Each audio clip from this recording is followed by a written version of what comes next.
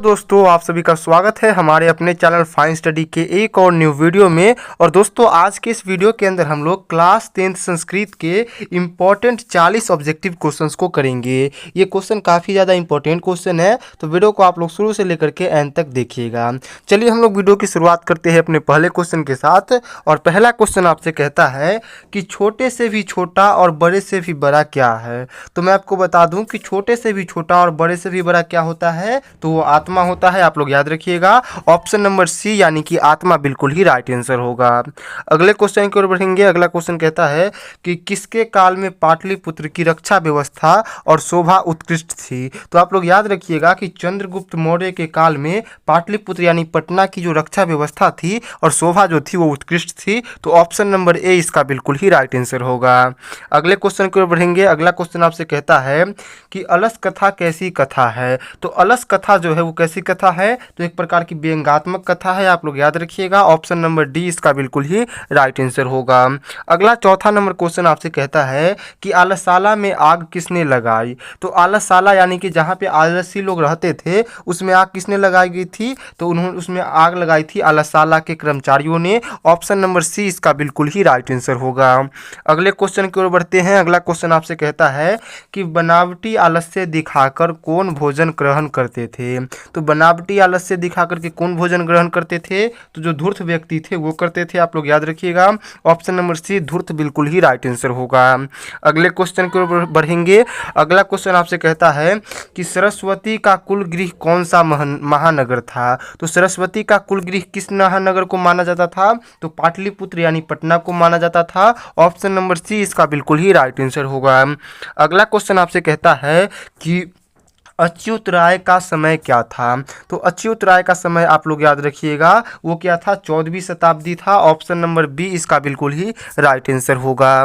Next question की ओर बढ़ेंगे। Next question आपसे कहता है कि याज्ञवल्क्य की पत्नी कौन थी। तो याज्ञवल्क्य की पत्नी कौन थी, तो वो मैत्रेयी थी। आप लोग याद रखिएगा, ऑप्शन नंबर ए इसका बिल्कुल ही राइट आंसर होगा। अगले क्वेश्चन की ओर बढ़ेंगे। अगला जो 10वां नंबर क्वेश्चन है काफ़ी ज़्यादा इंपॉर्टेंट क्वेश्चन है। क्वेश्चन आपसे कहता है कि किसके गीत देवता भी गाते हैं। तो आप सभी लोग याद रखिएगा कि भारतवर्ष के गीत देवता भी गाते हैं। तो ऑप्शन नंबर ए इसका बिल्कुल ही राइट आंसर होगा। नेक्स्ट क्वेश्चन की ओर बढ़ेंगे। अगला क्वेश्चन आपसे कहता है कि समाज की गाड़ी कैसे चलती है। तो समाज की जो गाड़ी है वो कैसे चलती है, तो वो पुरुषों से और नारियों से दोनों से चलती है। तो पुरुषों तथा नारियों आंसर होगा। ऑप्शन नंबर सी इसका बिल्कुल ही राइट आंसर होगा।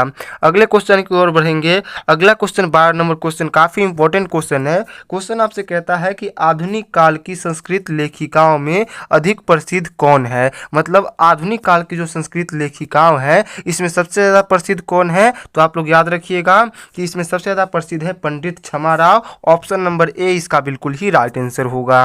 अगले क्वेश्चन की ओर बढ़ेंगे। अगला 13 नंबर क्वेश्चन है कि बैर से बैर का समन क्या है। तो बैर यानी कि दुश्मनी, दुश्मनी से दुश्मनी का क्या समन हो सकता है, तो दुश्मनी से दुश्मनी का समन असंभव होता है। मतलब आप दुश्मनी से दुश्मनी को खत्म नहीं कर सकते। ऑप्शन नंबर बी इसका बिल्कुल ही राइट आंसर होगा।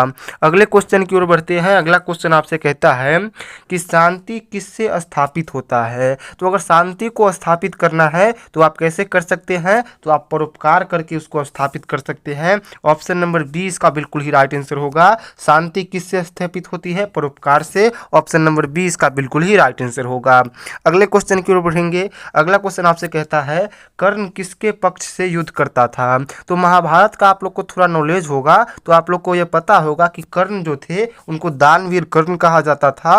और ये जो थे ये कौरव की पक्ष से युद्ध करते थे और पांडव के खिलाफ युद्ध करते थे। तो ऑप्शन नंबर क्या हो जाएगा इसका, बी बिल्कुल ही राइट आंसर होगा, कौरव के पक्ष से।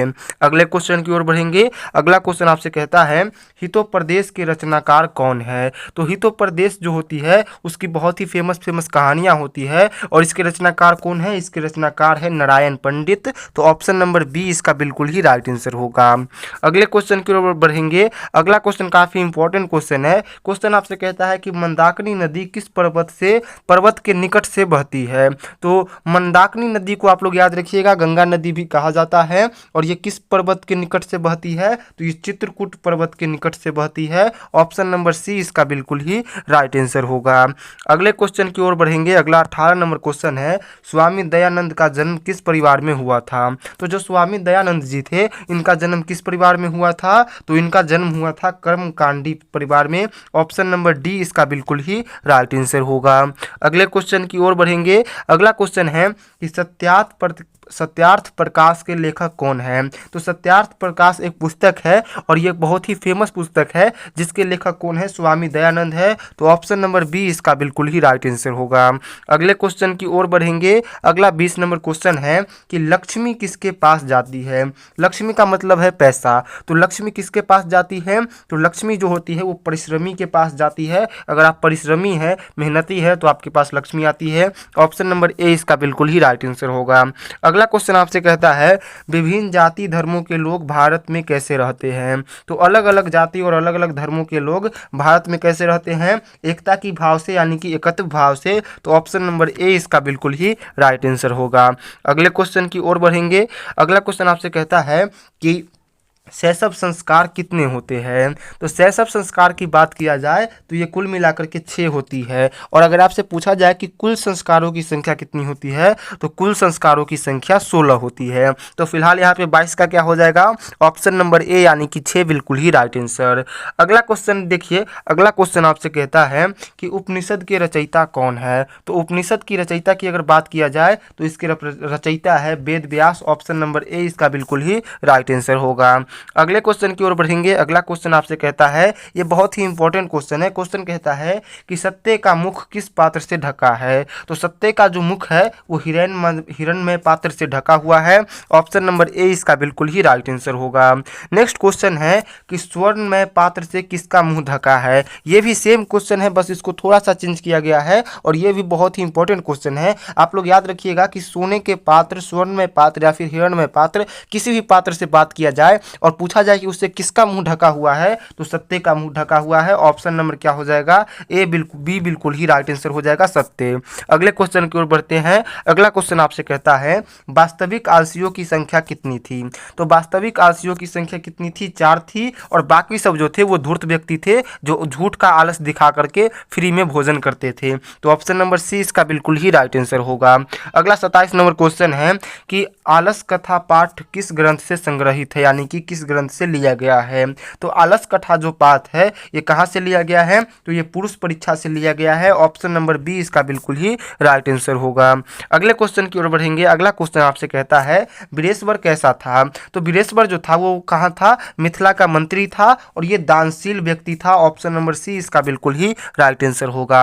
अगले क्वेश्चन की ओर बढ़ेंगे। अगला क्वेश्चन है स्वर्णमय पात्र किसका मुंह ढका हुआ है? तो स्वर्णमय पात्र जो है वो सत्य का मुंह ढका हुआ है। ऑप्शन नंबर अगले क्वेश्चन की ओर बढ़ेंगे। अगला क्वेश्चन कहता है कर्मवीर कौन था? तो कर्मवीर की बात किया जाए तो वो राम प्रवेश राम था। ऑप्शन नंबर ए इसका बिल्कुल ही राइट आंसर होगा।